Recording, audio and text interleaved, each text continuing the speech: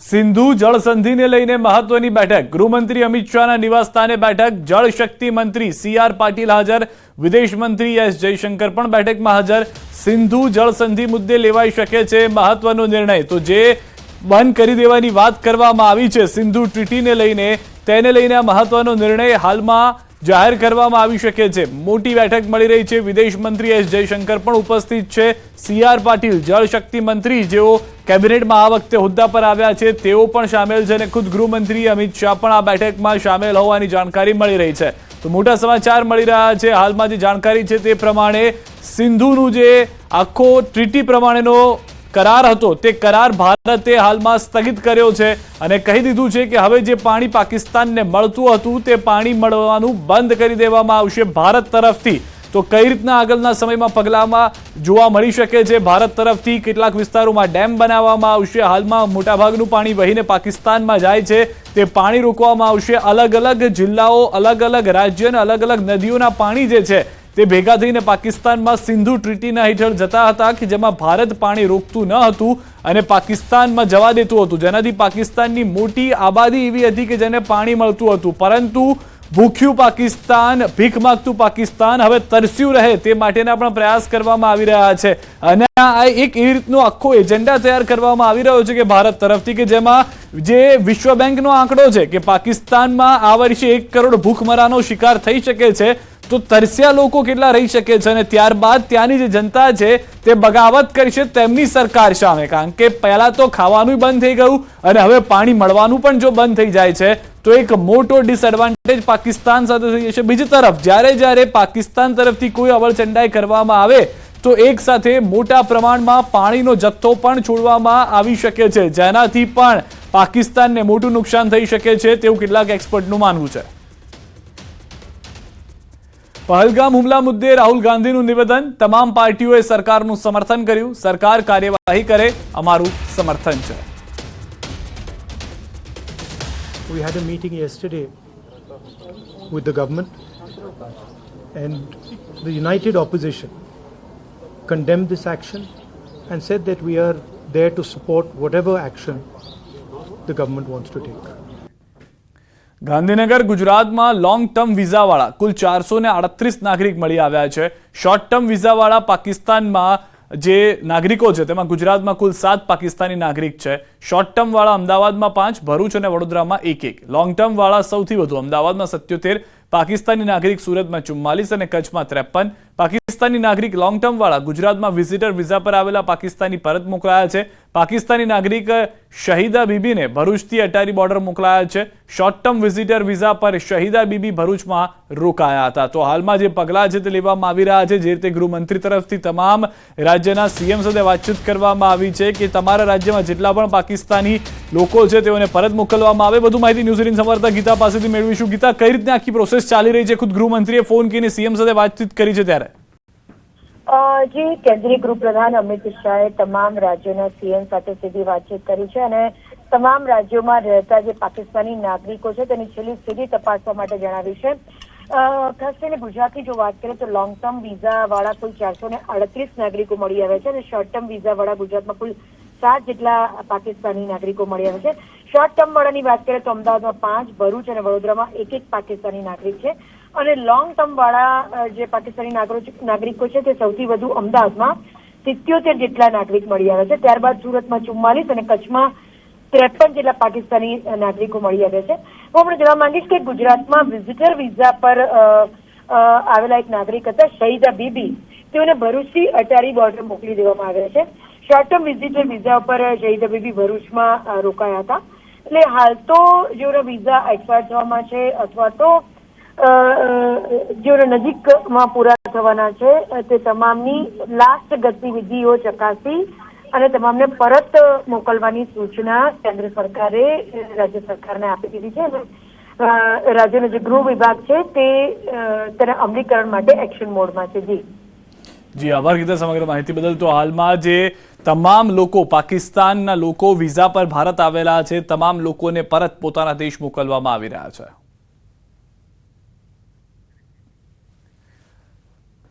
Surat police કમિશનરનું મોટું નિવેદન. સુરત શહેર પોલીસ દ્વારા પણ પાકિસ્તાનીઓનો સર્વે કરવામાં આવ્યો. અલગ અલગ કેટેગરી વાઇઝ પાકિસ્તાનીઓને શોધવા માટેની કામગીરી કરવામાં આવશે. પાકિસ્તાનીઓનું એક લિસ્ટ તૈયાર કરવામાં આવશે. ગુજરાતના ગૃહ વિભાગના ગુજરાત સરકારની સૂચના પ્રમાણે અત્યારે અમે લોકો તૈયારી કરીએ છીએ, લિસ્ટ બનાવીએ છીએ. આમાં ઘણા પ્રકારના અલગ અલગ કેટેગરીઝ હોય છે. તો એક વાર બધા રેડી થઈ જાય પછી આપને સાથે શેર કરીશ અને જે સરકારશ્રીની જે સૂચના અને જો માર્ગદર્શન રહેશે આ હિસાબથી અમે લોકો કામગીરી કરીશું. પહલગામ આતંકી હુમલાને ગુજરાત સહિત દેશભરમાં આક્રોશ જોવા મળી રહ્યો છે. ગુજરાતના અનેક શહેરોની બજારો બંધ રાખી વેપારીઓએ વિરોધ નોંધાવ્યો. દાંતા તાલુકાના હળાદ ગામના લોકોએ સંપૂર્ણપણે જડબે સલાક તમામ બજારો બંધ રાખી ઘટનાને વખોડી. આ તરફ કચ્છમાં પણ આતંકી હુમલાને લઈને ભારે રોષ જોવા મળ્યો. ભુજની જથ્થાબંધ બજાર બંધ રાખી પાકિસ્તાન સામે વિરોધ નોંધાવ્યો. પાકિસ્તાન આતંકવાદીઓને કડક જવાબ આપવામાં આવે તેવી વેપારીઓએ માંગ કરી છે. વેપારીઓએ જમ્મુ કાશ્મીરમાં હુમલાના મૃતકોને શ્રદ્ધાંજલિ આપી. અરવલ્લી જિલ્લામાં વેપાર ધંધા સજ્જડ બંધ રાખી વિરોધ દર્શાવવામાં આવ્યો. મોડાસા, શામળાજી, ભીલોડા, મેઘરજ સજ્જડ બંધ જોવા મળ્યો. તો બાયડ, ધનસુરા, માલપુરમાં પણ બજારો બંધ જોવા મળી. વેપારીઓ અને સંસ્થાઓએ બંધ પાળી વિરોધ પ્રદર્શન કર્યું. હિંમતનગર શહેર, તલોદ અને પ્રાંતિજમાં બંધનું એલાન. મૃતકોને શ્રદ્ધાંજલિ આપવા વેપારીઓએ બજારો સ્વયંભૂ બંધ રાખી. સાબરકાંઠામાં જમ્મુ કાશ્મીરના પહલગામમાં થયેલ આતંકી હુમલા મામલો. હિંમતનગર માર્કેટયાર્ડના વેપારીઓએ સ્વયંભૂ બંધ પાળી શ્રદ્ધાંજલિ આપી. માર્કેટયાર્ડની તમામ દુકાનોના વેપારીઓએ એક થઈ સ્વયંભૂ બંધ પાળ્યું. માર્કેટયાર્ડમાં ખરીદી અને વેચાણ પણ આજે બંધ રાખ્યું. નિર્દોષ લોકોની નિર્મમ હત્યાના વિરોધમાં બંધ પાળ્યું છે. આતંકીઓને વળતો જવાબ આપવાની માંગ ઉઠી છે.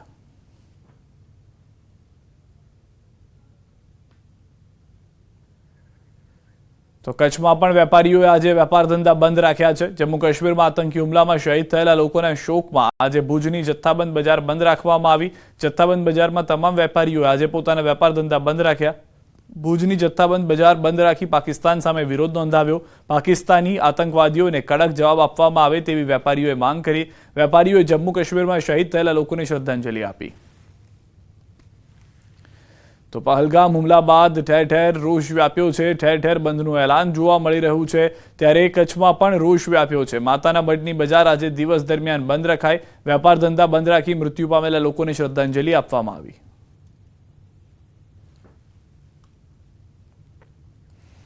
તો આ તરફ આતંકવાદીઓ સામે દેશભરમાં ભારે આક્રોશ જોવા મળી રહ્યો છે. ત્યારે આતંકી હુમલામાં મૃત્યુ પામનાર મૃતકોના આત્માની શાંતિ માટે નર્મદામાં યજ્ઞનું આયોજન કરવામાં આવ્યું હતું. રાજપીપળા ખાતે આવેલ સ્વામિનારાયણ વિદ્યાલય ખાતે ખાસ હરિયાગ યોજાયો હતો અને દિવંગતોની આત્માની શાંતિ માટે હરિયાગ યજ્ઞનું આયોજન કરાયું હતું. મૃતકોના આત્માની શાંતિ માટે વિવિધ મંત્રોચ્ચાર સાથે યજ્ઞમાં 108 જેટલી આહુતિઓ આપી પ્રાર્થના કરવામાં આવી હતી. સરકાર આતંકવાદીઓને પાકિસ્તાન સામે કડક કાર્યવાહી કરે તેવી માંગ કરી. આતંકવાદીઓ આપણા નિર્દેશોને પરિવારોને જે મોતના ઘાટે ઉતાર્યા છે એના કારણે બહુ દુઃખદ વાત છે. તો એના કારણે અમારી સ્કૂલમાં આજે આ યજ્ઞ યોજેલ છે. તો મારું તો સરકારથી આ નિવેદન છે કે જે પણ અસામાજિક તત્વો છે એમને હોદીને મારવા જોઈએ. એમના મૂળિયા ઉખેડો કે જ્યાં હોય ત્યાંથી એમને શોધી લાવો. શ્રી સ્વામિનારાયણ વિદ્યાલયમાં શાંતિ યજ્ઞ શ્રી હરિયજ્ઞનું આયોજન કરેલ હતું. અમે સૌ વિદ્યાર્થીઓ અને સંસ્થાના દરેક ટ્રસ્ટીઓ, દરેક શિક્ષકો ભેગા મળીને આ દરેક મૃતકોના આત્માને શાંતિ મળે તેવી પ્રાર્થના કરીએ છીએ. હરિયાગનું આયોજન કર્યું હતું. એમાં ભગવાનના વિવિધ નામ સ્વરોડોના ઉચ્ચારણપૂર્વક આહુતિઓ આપી અને આ દિવંગત આત્માઓના દિવંગતો જે કંઈ ભોગ બન્યા છે એના આત્માઓને શાંતિ અર્પે અને એના કુટુંબને ધૈર્યતા આપે અને એમને એક બળ હિંમત આપે. આત્માઓ તો નિર્દોષ હતા પણ એના કર્મની પાછળ, એના મોક્ષ ગતિ પાછળ પણ અહીં યજ્ઞ આપણે કર્યો છે. ગીર સોમનાથથી સમાચાર. વેરાવળમાં પોલીસનું સઘન ચેકિંગ. આતંકી હુમલા બાદ પોલીસનું સઘન ચેકિંગ. બસ સ્ટેશન, રેલવે સ્ટેશનમાં સઘન ચેકિંગ કરવામાં આવ્યું. ભીડભાડવાળી જગ્યાઓ પર પણ ચેકિંગ કરવામાં આવ્યું. સોમનાથ મંદિરને ધ્યાનમાં લઈ અને ચેકિંગ હાથ ધરાયું છે.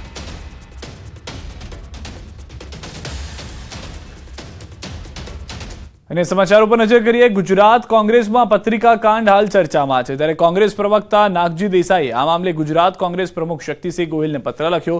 તેમણે પત્રમાં નનામી જે વેચવામાં આવી હતી પત્રિકા તેને લઈને નુકસાન કરતા તત્વો સામે લીગલ કાર્યવાહીની મંજૂરી માંગી.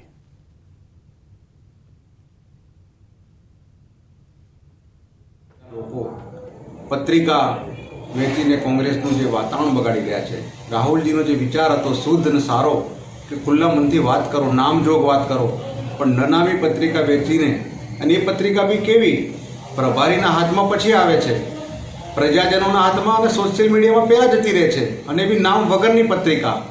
આવી પત્રિકાનું કૃત્ય કરનારા ભાજપમાં ભળેલા લોકો માટે પોલીસ એફઆઈઆર કરવી બહુ જરૂરી છે. રાજકોટનો વેપારી બન્યો હની ટ્રેપનો શિકાર. હની ટ્રેપમાં ફસાવી 10 કરોડની કરાઈ માંગ. દ્વારકા પોલીસ સ્ટેશનમાં નોંધાઈ ફરિયાદ. એક યુવતી સહિત 2 લોકો સામે ફરિયાદ. પોલીસ કર્મી હોવાની ઓળખ આપી ધમકી આપતા સોશિયલ મીડિયામાં વેપારીને જાળમાં ફસાવ્યો. ડ્રગ્સ અને દુષ્કર્મના કેસમાં ફસાવીને ધમકી આપી હોવાની જાણકારી છે. વધુ માહિતી ન્યૂઝ 18 સમાચાર મુકુંદ પાસેથી મેળવીશું. મુકુંદ, સમગ્ર ઘટના શું ઘટી છે? કઈ રીતે આખો આ ટ્રેપ વિછાવવામાં આવ્યું હતું? જી બિલકુલ, વાત કરવામાં આવે તો રાજકોટનો વેપારી છે તે હની ટ્રેપનો શિકાર બન્યો છે. હની ટ્રેપમાં 10 કરોડની જે માંગ છે તે કરવામાં આવી હતી. ટુકડી હતી જે એક યુવતી અને 2 યુવકો જે પોલીસના સ્વાંગમાં જે યુવતી છે તે જે રાજકોટના વેપારીને ફસાવ્યો હતો, ને એક યુવતીએ 10 કરોડની માંગણી કરી હતી, જેમાં 2 પોલીસ યુનિફોર્મ પહેરેલા અને પોલીસ કર્મી હોવાની ઓળખ આપી અને આ સ્વાંગ રચ્યો હતો, ને યુવતીએ વેપારીને બ્લેકમેલ કર્યો હતો, ને આરોપીએ જે પોલીસની વર્દી પહેરી હતી એમાં સંજય કરંગિયા અને SK સોલંકી લખ્યું હોવાનું સામે આવ્યું હતું. ને અત્યારે જે આરોપીએ છે 1 કરોડ ને 20 લાખ રૂપિયા જે વેપારી પાસેથી પડાવી લીધા હતા, અને યુવતીએ બાકીના રૂપિયા જે છે તે માંગ કરી હતી, અને જો રૂપિયા નહીં આપે તો યુવતી દુષ્કર્મના કેસમાં ફસાવી દેશે તેવી ધમકી આપી હતી. જી સિદ્ધાર્થ, આભાર સમગ્ર માહિતી બદલ. તો આ હની ટ્રેપનો સમગ્ર કિસ્સો જે છે તે પોલીસ તપાસમાં સામે આવ્યો છે. બનાસકાંઠાના ધાનેરાના નેનાવા 3 રસ્તા પાસે ખુલ્લી ગટરમાં ટ્રેક્ટર ખાબક્યું. બાઇક અને ટ્રેક્ટર વચ્ચે અકસ્માત થતા ટ્રેક્ટર ચાલકે કાબુ ગુમાવતા ટ્રેક્ટર ખુલ્લી ગટરમાં ખાબક્યું. બાઇક ચાલકને ઇજાઓ થતા ધાનેરા રેફરલ હોસ્પિટલમાં ખસેડાયો. ટ્રેક્ટર ચાલકનો આબાદ બચાવ. એસઓજીના રાઇટરની ખોટી ઓળખ આપી છેતરપિંડી કરનારને પોલીસે ઝડપી પાડ્યો છે. મહત્વનું છે કે નવીવાસ વિસ્તારમાં રહેતા કટલેરીના વેપારી સાથે આરોપીએ છેતરપિંડી આચરી હતી. પોતાને એસઓજીનો રાઇટર ગણાવી કટકે 1.57 લાખની રકમ પડાવી હતી. વેપારીના મામા જેલમાં હોવાથી તેની મદદ કરવાના બહાને પૈસા પડાવ્યા હતા, જેથી દરબારગઢ પોલીસને ફરિયાદ કરતા પોલીસે તપાસ હાથ ધરી. આરોપી સબીર હુસેન હારૂન ભગાડ સલાયાનો રહેવાસી હોવાનું જાણવા મળ્યું છે. જો કે આ આરોપીને થોડા દિવસો પહેલા જ દ્વારકા પોલીસે એક ગુનામાં અટકાયત કરી જેલ હવાલે કર્યો હતો. તેથી દરબારગઢ પોલીસે જેલમાંથી ટ્રાન્સફર વોરંટથી કબજો સંભાળ્યો હતો અને આગળની કાર્યવાહી હાથ ધરી હતી. જે આરોપી છે સબીર હુસેન હારૂન ભગાડ, તેની આજરોજ ધરપકડ કરવામાં આવેલી છે, અને આગળ એને અગાઉ કોઈ આવી રીતની બીજો કોઈ બનાવ બનેલો હતો કે કેમ, કે બીજા કોઈ આ પ્રકારના ભોગ બનનાર છે કે કેમ, તે બાબતની સંપૂર્ણ તપાસ હવે હાથ ધરવામાં આવશે. દાહોદની અભલોડ ચોકડી પર અકસ્માત સર્જાયો છે. દારૂ ભરેલી કારે બાઇકને ટક્કર મારતા એકનું મોત થયું છે, જ્યારે અન્ય એક વ્યક્તિ ઘાયલ થયો છે. કાર ચાલકે બાઇકને અડફેટે લેતા અકસ્માત સર્જાયો. બેફામ કાર ચાલકે બાઇકને દૂર સુધી ઢસડી હતી. અકસ્માતમાં બાવકા ગામના ધવલ રાઠોડનું મોત થયું. ઘટનાને લઈ ગ્રામજનોમાં ભારે રોષ જોવા મળી રહ્યો છે. પોલીસે ઘટના સ્થળે પહોંચી કાર્યવાહી હાથ ધરી. ખંભાતના કાણીસા ગામે 7 વર્ષની બાળકી સાથે દુષ્કર્મ કેસમાં કોર્ટે આરોપીને ફાંસીની સજા આપી છે. 7 વર્ષની બાળકી સાથે દુષ્કર્મ બાદ હત્યા કરી હતી. ઓક્ટોબર 2019માં ખંભાત પોલીસ સ્ટેશનમાં ગુનો નોંધાયો હતો. આરોપી દડો ઉર્ફે અર્જુન અંબાલાલ ગોહેલ સામે દુષ્કર્મનો આરોપ લાગ્યો હતો. ખંભાત સેશન્સ કોર્ટે આજે આરોપીને ફાંસીની સજા સંભળાવી છે.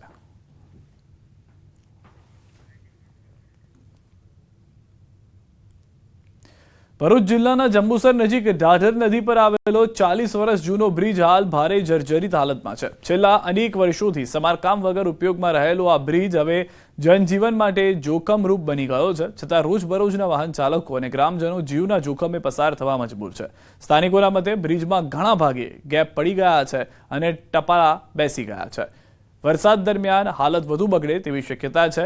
કોંગ્રેસના પ્રતિનિધિ મંડળે બ્રિજની મુલાકાત લીધી હતી અને તેના તાત્કાલિક સમારકામની અપીલ કરી હતી.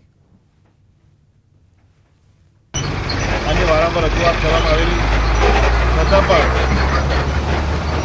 ઓછા ભાવના ટેન્ડરને કારણે કોઈ ટેન્ડર ભરતું નથી. મોરબી જેવા ભોગ બન્યા પછી આ પુલ બનાવવામાં આવશે અથવા સરકાર કોઈના ભોગની રાહ જોઈ રહી છે. વારંવાર આ રસ્તામાં જતા વાહનો એટલી બધી મુશ્કેલીઓ પડે છે. આ રસ્તો ધોરીમાર્ગનો જોડતો રસ્તો છે.